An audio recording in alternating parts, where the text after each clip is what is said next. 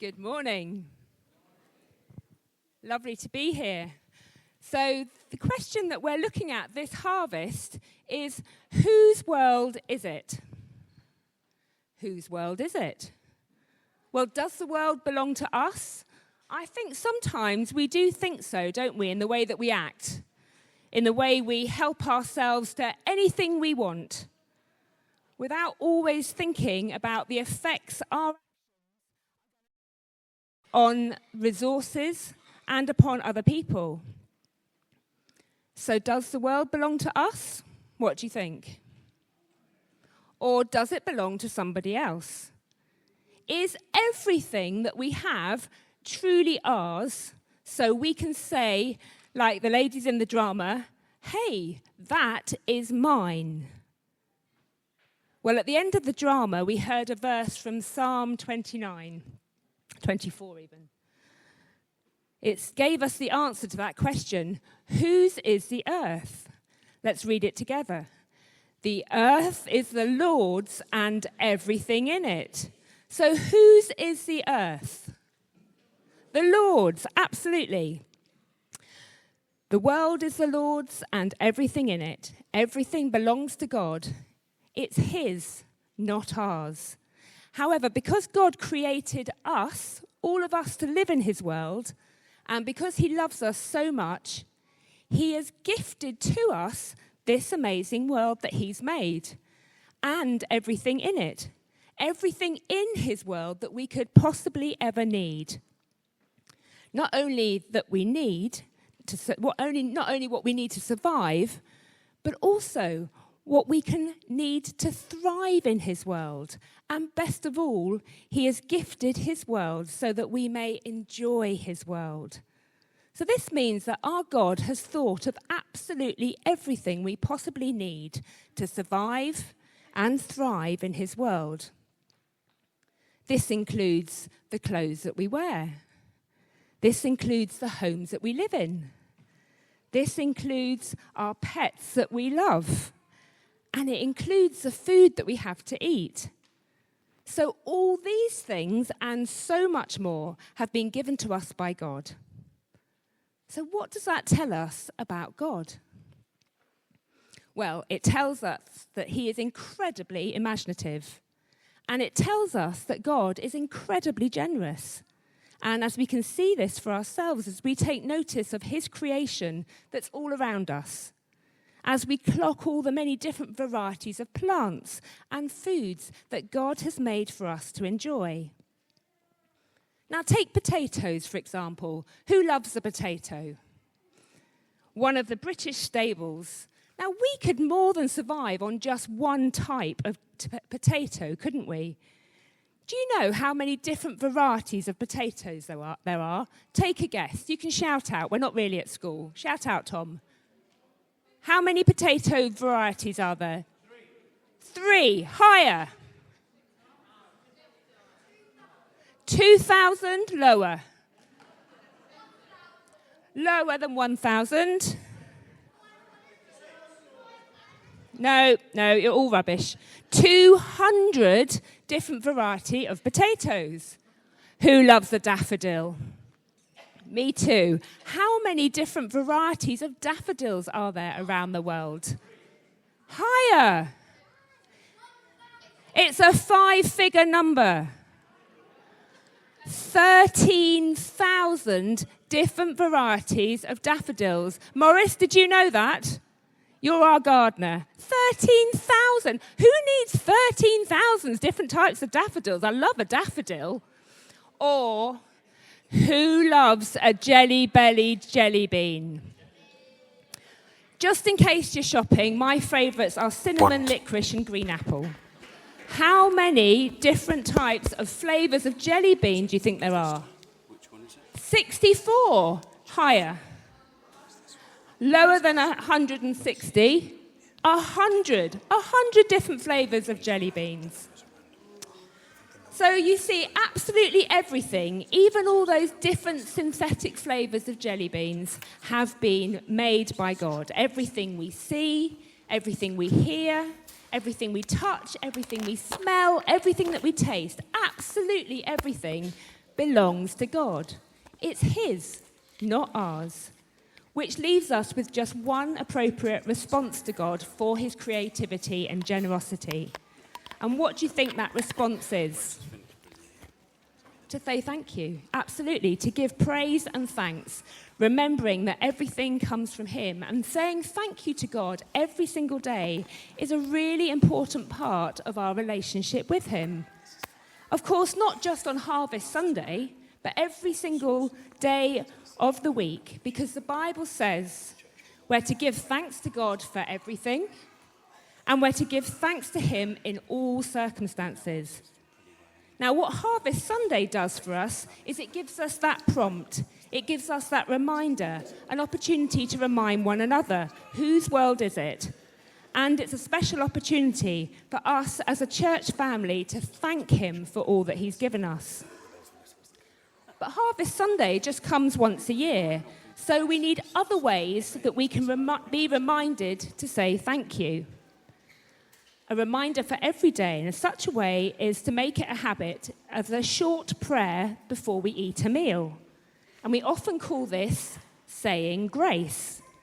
A grace in its most simplest form is recognizing God's undeserved love and kindness for us. And the practice of thanking God for food before a meal follows the examples of Jesus and the Apostle Paul, both of whom the Bible tells us said grace before mealtimes. Now, in Matthew's Gospel, he records 2 instances of Jesus feeding thousands of people from a tiny, tiny amount of food. And in both accounts, before Jesus distributed the food, he gave thanks to God, just as he did too in Emmaus on the day of his resurrection. So, just as Jesus modelled, mealtimes provide us with a great opportunity to pause and thank God, not just for the food, but also for the blessing of family and friends to share it with. And saying grace at the start of a meal also encourages us to pause for a moment and be mindful of those who have less to eat than we do. So a grace says thank you to God, but in it we might also thank the person who cooked it, or the person who served us in a shop, or we could go back even further and we could thank the farmers who grew our crops.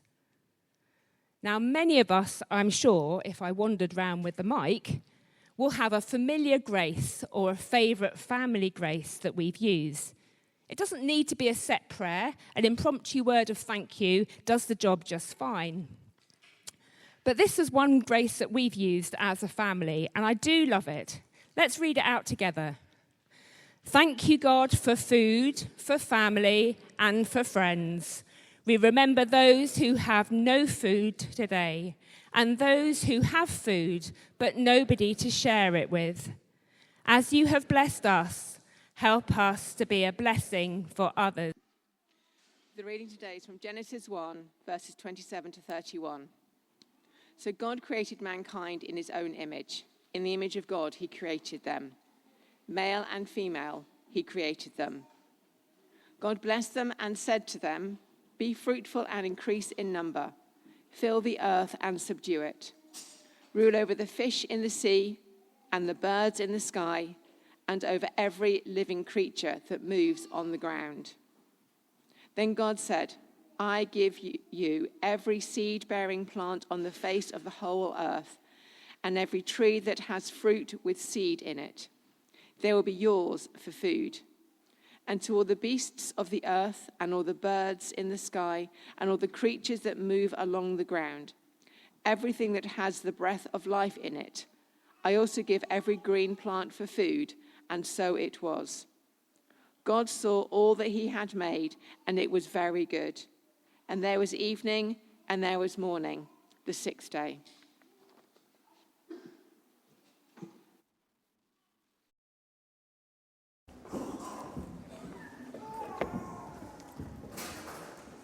Thank you, Fran. That was the bit you were expecting to do today, wasn't it? Thank you. So the Bible reading that Fran read for us gives us instructions as to what God has called you and me to do in his world. Did anyone hear what that instruction was? What are we called to do? We are called to rule over the fish in the sea and the birds in the sky and over every living creature that moves on the ground. So in other words, God has put us in charge of looking after his amazing world. We've got responsibilities. But do you think that we, the human beings, have made a good job at looking after God's world? What do you reckon? No. I agree. If we're honest, we have made a bit of a mess of it, haven't we? So in God's world, we have animals that we have hunted to almost extinction. And in God's world, we have seas that we have littered with man-made waste, which have caused all sorts of problems to God's wildlife. And in God's world, we have vast areas of land that no longer get enough rain because humans have plundered the earth of too many of its natural resources and caused the whole climate to change. And in God's world, there are millions and millions of hungry people because of the scorched land and because of the greed and injustices of some nations.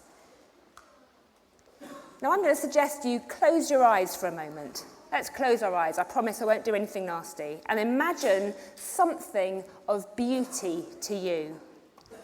Something that's beautiful in God's natural world. It might be a mountain view. It might be a lake to swim in. It might be your favourite wild animal or your favourite flower. You've got something in mind. Okay, open your eyes again. Now that is something beautiful that God has planned and designed that means something very special to each one of us. And I could pretty much guarantee that every single one of us imagined something different. God's world is truly beautiful and totally amazing in spite of us messing it up in all sorts of ways. So keep in mind those beautiful images of creation. And before I continue with the last part of the talk, we're going to make our own response to what we've heard so far with a song that's all about God's creation. And perhaps let's pay special attention to the final verse where we sing about the time when God is going to heal his poorly land. Let's stand and sing.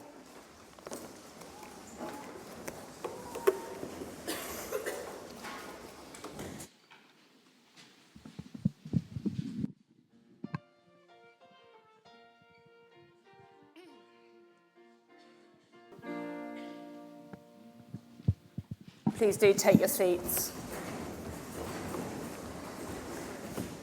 Now, I'm sure you'll agree, we have done wonderfully well in relocating up to St Bede's. There are a few things that we haven't quite sorted out yet, one of which is how to play a video. So I'm sorry, you were going to have a video by Tearfund at this point, but we've put the link in Trinity News. So if you haven't done already, do go home and have a look at that 4-minute video. It's super, super powerful and really helpful in focusing our thoughts and our response to the matters of hunger around the world. It's produced by Tearfund. I'm sure you're familiar with that logo, which is a Christian charity which partners with churches in more than 15 Christian charities. It partners with churches in more than 50 of the world's poorest countries. It's helping to tackle poverty and injustice through sustainable development. Now, hopefully on the way in you had a flyer or an envelope from Tearfund. Wave it for me if you've got it. One or two of you. No, there should be a Tearfund envelope. Colin's got his at the back. Yes, thank you very much, Louise. So if you haven't got a Tearfund envelope, please do grab one on the way out. Because we're going to include a collection for Tearfund in our harvest giving today. And hopefully the envelope will help support what I'm sharing with you now and what the video says so much more eloquently than me. As a church, we regularly support Tearfund, who are often one of the first responders in times of disaster and in challenging injustice. Tearfund estimates that there are 795 million people around the world who will go hungry today. The CEO of Tearfund is Nigel Harris, and he says this: "Thousands of people needlessly suffer and die every day because of poverty, but that's not God's plan for the world. And God is calling you, each one of us, to reach out to people in greatest need, to pray, to give, to support." Now I wonder, have you ever calculated what you spend on average on food? In preparing children for going off to university, it's been quite a staggering discovery. Feeding a family of 5 adults, well, nearly, plus pets, I honestly daren't think, in light of how many people around the world who only have £1 a day to eat from, what we spend as a family. And those people who have less than £1 to feed themselves and their family might only eat once a day. And when they do eat, they don't eat pizza or lasagna or roast dinner. It'll be a small bowl of rice or beans or some other kind of grain mixed with dirty water. And this makes us sad. It should make us sad, but it makes God really, really sad. It breaks God's heart because he loves all of his children, no matter where we live around the world. And the suffering and pain caused by not having enough to eat is so unnecessary because God has actually made enough food for everyone. If only we looked after his world better and shared the food it provides fairly. Well, Esther's going to come and lead our prayers for us in just a moment. But before she does, I'm going to give you a moment's quiet to consider in one way you can say thank you for God for all that you have. It may be making a financial offering to Tearfund, or it may be that God will inspire you in that peace and quiet of something else that you could do, to pray regularly, to form a prayer group for Tearfund and the work. Or you could hold a cake stall or a toy stall, a sponsored event, something else to help support the work of Tearfund and other charities. They're not the only charity. So let's be quiet for a moment and then Esther will come and lead us.